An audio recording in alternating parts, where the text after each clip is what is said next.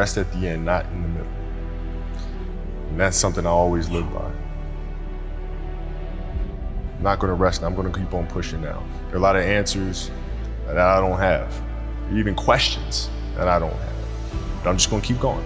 I'm just gonna keep going, and I'll figure these things out as you go, right? And you just continue to build that way. So I try to live by that all the time. Have a dream, sacrifice for it, and never ever rest in the middle. And I came into the NBA, I was like, man, these dudes really don't work that hard. One of the things I would do is, while everybody would be at the cafeteria work, eating and doing all sort of stuff, I just go back to the gym. How can I show you that, no, I have the edge? Well, you do it through training, right? So when I get up in the morning, my daughter goes with me. 4 a.m.? 4 a.m. My 15-year-old goes with me. She goes with me before school, and it becomes a daddy-daughter thing. That's cool. Through that process, she understands the value of hard work. And so it's through those behaviors is where I find the motivation to do it. I think the definition of greatness is to inspire the people next to you. I think that's what greatness is or should be. It's not something that lives and dies with one person. It's how can you inspire a person to then in turn inspire another person, that then inspires another person. And that's how you create something that I think lasts forever. It's not sit around and it's all happy-go-lucky type of thing. Your leader, your job is to get the best out of it. You gotta deal with it, face it, learn from it. It's exciting when you win, it's exciting when you lose, because the process should be exactly the same. But the hardest thing is to face that stuff. But what if today is the day that's it? Now what do you do?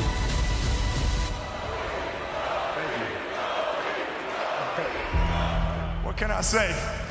Mamba out.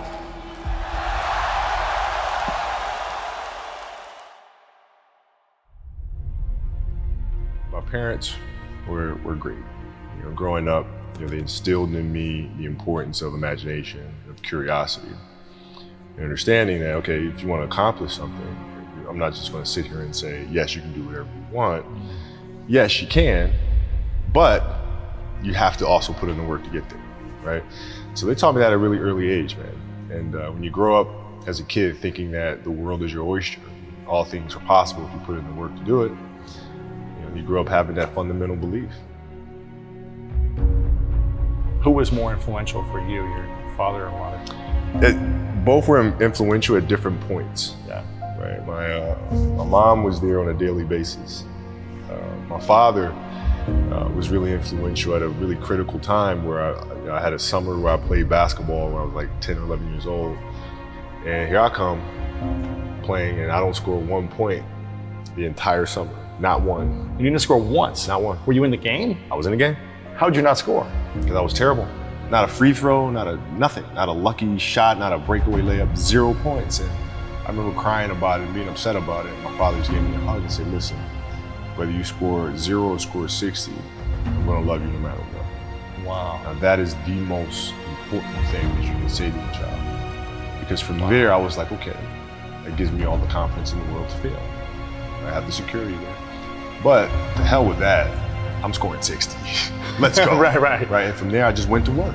I stayed with it. I kept practicing. I think that's when the idea of understanding a long-term view became important. Because I wasn't going to catch these kids in a week. I wasn't going to catch them in a year. Right? So that's when I sat down and said, okay, this is going to take some thought. Right? What do I want to work on first? All right, shooting. All right, let's knock this out. Let's focus on this. Half a year, 6 months, do nothing but shoot. Right, after that, all right, creating your own shot. You focus. So I started creating a menu of things. When I came back the next summer, I was a little bit better.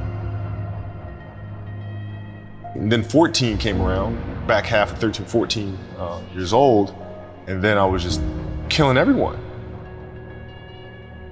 And it happened in 2 years, and I wasn't expecting it to happen in 2 years, but it did, because what I had to do was work on the basics and the fundamentals. While they relied on their athleticism and their natural ability. And because I stick to the fundamentals, it just caught up to me. And then my body, my knees stopped hurting, I grew into my frame. And then your athleticism, once you have the fundamentals, the hard work, the mindset, and you tack on the athleticism, it's game over. Then it was game over. Wow.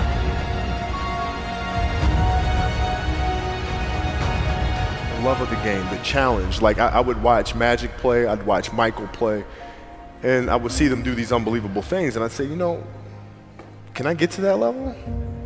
I don't know, but let's find out. Let's find out. And so that curiosity to see where I could push this thing led me down that path, I think.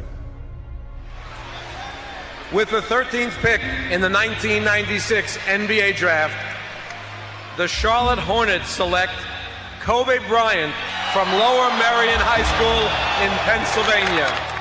Greatness lies ahead for this young man. Well, I learned that you have to work hard and you have to approach the game with a serious mindset. There was a stretch in 03 where Shaq was out with an injury. And Phil called me up to his office and said, okay, we need you to really turn on the afterburners and start scoring the ball if we have to win. So I did, and I wound up scoring, I think it was 9 straight games for 40 plus points. 9 straight? 9 straight games. And then Shaq comes back, his second to last game of that. And then Phil calls me up to his office and says, Kobe, okay, I need you to dial it back. I'm like, why? Like, we're winning. I don't understand. It's because our goal is to win a championship. But if you continue to do this, we'll lose Shaq. We'll lose him. His motivation, his excitement. What triggers him, right? So I need you to pull back so we can pull Shaq forward for June. Wow. I mean, that was the big challenge, is you move from, you know, being the single dominant player to understanding, okay, I have to help these other guys. How do I lift everyone else up? It's tough. It's more like you put yourself to the side, and you put yourself in their shoes and understand what they're feeling. And then you have to make certain decisions of, okay, what buttons do I need to push for this player to get them to the next level? So it's not sit around and it's all happy-go-lucky type. The leader, your job is to get the best out of them, even if they may not like it at that time. He was very demanding because he expected everyone to put in the same effort as he was, and that was unrealistic. You're not behind me, you're not in front of me, you're right there parallel with me. Practice was very competitive right away. You know how Kobe is. We was jawing, we had it going sometimes. He didn't let me slip a lot.